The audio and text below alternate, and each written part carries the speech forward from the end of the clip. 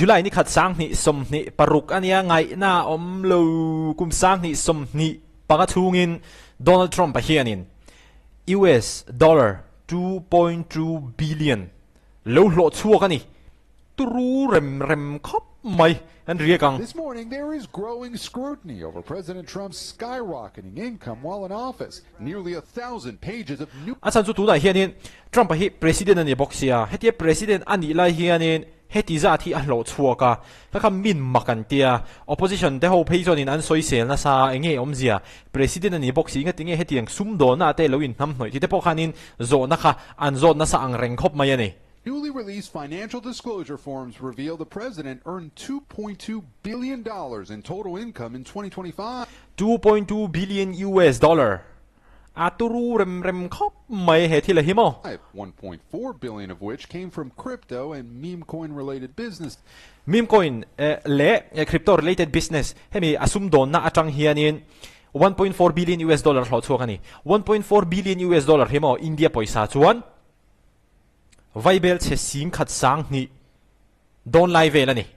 ไวเบลเชสิงขัดสังนี่โดนไลเวลนี่ให้มี 1.4 billion US dollar ริงก็ที่ตุรูลุตุกอันนี้เฮ้ยดันดิกตะกะอัลโหลดชัวอันนี้จวนนี้ทุสันนั่นนี่อัลโหลดชัวงี้ปนกับเสียเกมมาเพย์จวนมาเซมินันสอยดูมายาชันจู president นิลายันนี่เองอมเจียนที่นี่ That includes more than $588 million from sales by World Liberty Finance. World Liberty Financial อาจารย์พอเห็นซุ่มที่อัลลูดเนมอังเร่งครบมายา$588 million US dollar อันลูดอันนี้เห็นอาจารย์เห็นมั้ย Crypto firm whose co-founders include the president and his son. World Liberty Financial ที่ crypto firm อันนี้อ่ะที่ส่วนนี้อ่ะมุดชวกตู้อ่ะ founder ที่จู่ Donald Trump ไปเลยอ่ะฟาเตอันนี้เฮตจังเฮียนี่$588 million US dollar อันละลูดอันนี้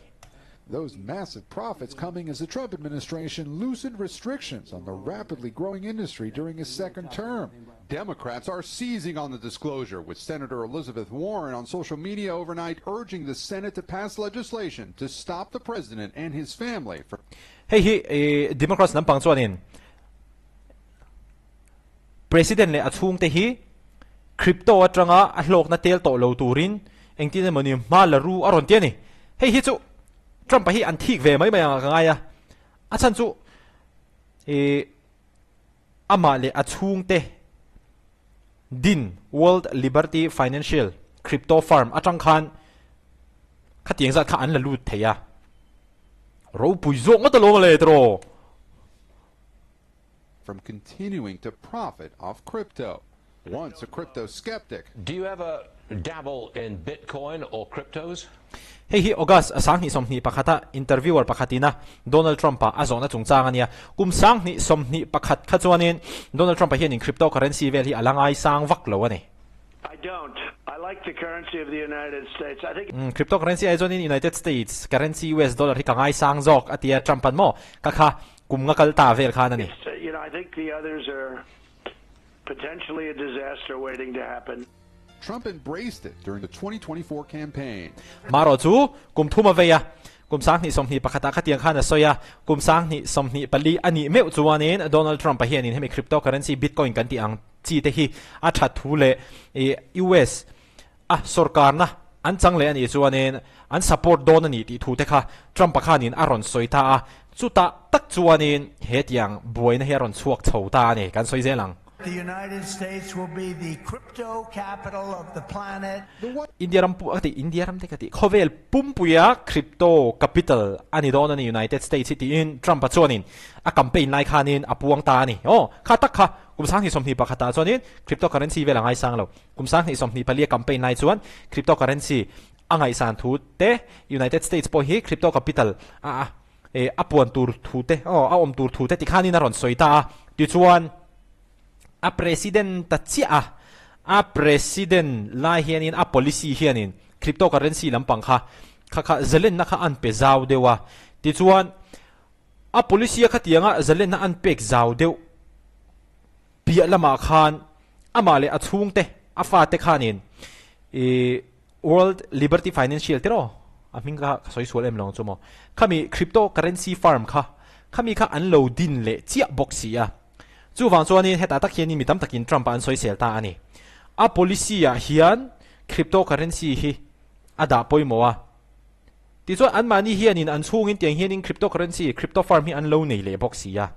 อันนี้เปลี่ยนละมากุมสังหิสมหิปังช่วงนี้$588 millionอันโลละลูดบ็อกซี่เหตุอย่างนี้ส่วนconflict of interest เทไม่เลวโมติฮี opposition เขาเฮียนินอามาเบนันมังตาอันนี้ข้า conflict of interest อันสวยเสียเบรจูทรัมป์เฮียนินpolicy คริปโต support policy in crypto supportที่ส่วนขัดยังpolicy crypto support ไล่ขันอามาปน cryptocurrency related business ข้าเอาที่เว็บบ็อกซี่ข้าตักข้าซุ่มตั้มตักอลักลุเทนตูริน crypto policy ที่เฮียนินอันนี้ที่ส่วนเวลข้านินทรัมป์ฮีอันเบต้าอันนี้ตัวน่าเฮียนWhite House insists the president's actions are not a conflict of interest and that they've been in the best interest of the American people. White House ส่วนนี้ Donald Trump เฮียนินมา conflict of interest อันนี้แล้วว่ามาเสอเมริกามีปุยเตตานะทับเบิร์ตูร์จอกอันนี้ที่อิน White House ลำพังส่วนนั้นสอยหันไงตัวตามาอุละ Trump เตจูมันจังตัวซุ่มดองมีในชิมตา businessman เลียนลุตุกโมตุรุลุตุกเขาสตุรุลุตุกขานี่ชิมจู่ฟังส่วนนี้ขัดยังมาreal estate เวลา business ลุติต่อจังcryptocurrency related business รอนจวงลุดปอนี่เสโลกโดนทั้งฉันจู่ business กัลดาน system เตะmodel เวลเตะมันจักโดนลุตุกจู่ฟังส่วนมาเจ้าโลปอให้มี cryptocurrency related business จังโลกอันต่ำโดน United States เห็นให้เตียงลำบวยปุยอันต่ำจู่ฟังส่วนนี้มาเจ้าโลปอฮิโลกอันต่ำโดนมาเสpresident อันนี้ลายให้เตียงอันโลกบิ๊กเตะcrypto related business policy อันโลนี่ทับบ็อกซี่ข้าตักข้ามีเห็นตัวไหนเห็นอินเบนานอันมังตาเนี่ย The Trump Organization telling NBC News the breadth and depth of this filing further underscores our commitment to transparency. Donald Trump ประเทศ administration ส่วนนี้ให้เตียงเห็นอินไฟล์ตั้มตัก release อันนี้ตาเกณฑ์ส่วนนี้มาสวยเสียงตัวกันเชื่อแล้วว่ากันในแล้วว่ามาใช้แห่งไฟล์ตั้มตักอัน release มีสองหมู่ไทยตัวให้เตียงก็โพสต์อันนี้กันหลังตั้งที่อาเซียนเลี้ยงในเกณฑ์สรการเกณฑ์ทรัมป์ประเทศ administration สุดที่ถูกข้าอันรอนในเลเวลได้ไหมเนี่ยตัดไหมนะ Still, past presidents have taken pains to avoid even the appearance of conflicts of interest, many placing their assets in blind trusts. The Trump President ลุยแต่ส่วนนี้ขัดยังมีน่าอันสวยเสียเทนตัวค่ะขัดยังซุ่มอวังอันมิ่งเชียเทนตัวรังค่ะข้าอันดูแล้วว่าวังข้านี้อันฟิล์มคุรเล่ที่อรอนสวยOrganization has said his assets are managed by third-party financial institutions. Donald Trump เฮียนินเกี่ยมันกับบวยปุยแล้ววะก็ฟ้าที่ปน direct ปนอันบวยปุยแล้ววะมาเซ่ให้มี crypto farm กันในฮี third party financial institution เตมีดังได้ยินมินบวยปุยสักกันนี่ที่เวทไม่นี่ Trump ประเทศ organization ส่วนโม่ third party financial institutions Trump ประเทศส่วน direct กันบวยปุยแล้วมาเซ่อันลูบวยปุยตู้เตะขันที่ขันโลกไทยตัวเราไม่ขันลูบวยปุยสักTrump ประเทศโลกทัวร์อันลูบวยปุยสักตู้ third party financial institution แต่พอขันโลกนักขันเตลโดนเท่าtrades executed through automated technology. Before taking office in 2017, Trump argued he had the power to run his business as president, but would not do so. กุมสังนี่ส่งภาษาเรีย Donald Trump president มาเดียวกันนี่ Trump ส่วนนี้ president กันนี่จุงพอเฮียนี่ business จู่กัดติดชุนจอมไทยแรงอันนี้มาเราจู่กัดติดระวังเราติดตัวอันนี้กัดติดหุ่นหลายคันมั้งกุมสังนี่ส่งภาษาเรียคันมาเซ่I don't like the way that looks, but I would be able to do that if I wanted to. Earlier this year, in an interview with the New York Times, the president was asked why he's now letting his children pursue business deals abroad. Because I found out that nobody cared. I'm allowed to, he said. I prohibited them from doing business in my first term, and I got absolutely no credit for it. กุมสังนี่ส่งภาษาเรียคันที่ขันเราสวยตากัดจามไล่ส่วนนี้กัดดุชวนกัดติดเทมาเราจู่กัดติดระวังฉันจู่มวยโดนเลยไม่ยัดเดียที่ส่วนกุมสังนี่สมนี่ปรุกะเตียงเฮียนินสวยเลยตาก็ฟ้าเตนะUS ปนละมาเตียงbusiness deals อันตีฮีกัดจานภาษาขัดส่วนนี้ติโลตูรินกัดเดียกัดขับมาเซ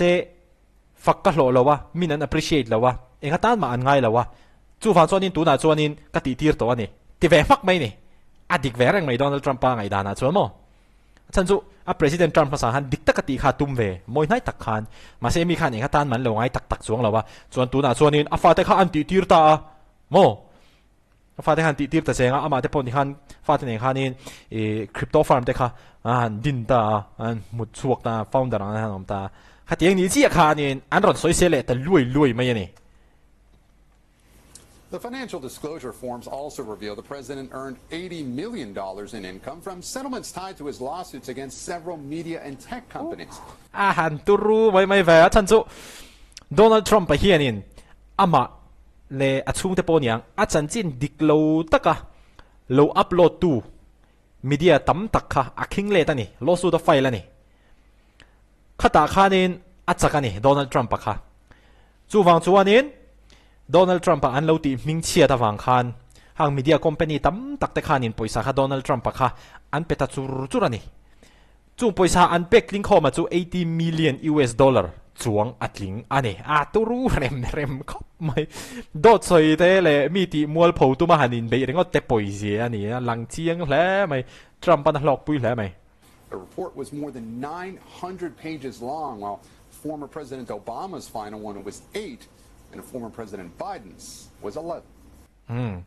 Kha mi chung chang kha ani tu na kan ron react du a ron soi zau du chumo turu rem khop mai soi tong khanin diktaka sum an la lu thei ani chuanin la lu trek mai se chu point ina ka nei la chan chu diktakan lak lu thei miu kha chuan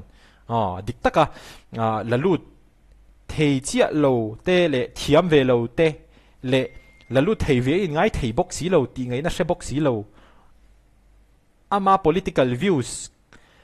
Trump pui box si lo ang chi ho box kha na ni tu da hianin ama he han soi se le nuai ni hi kam mu da na ne ale khati zong kha tun chu mata na kan han ria ka kan han soi zau thei chu ani video lai mu le theu do ni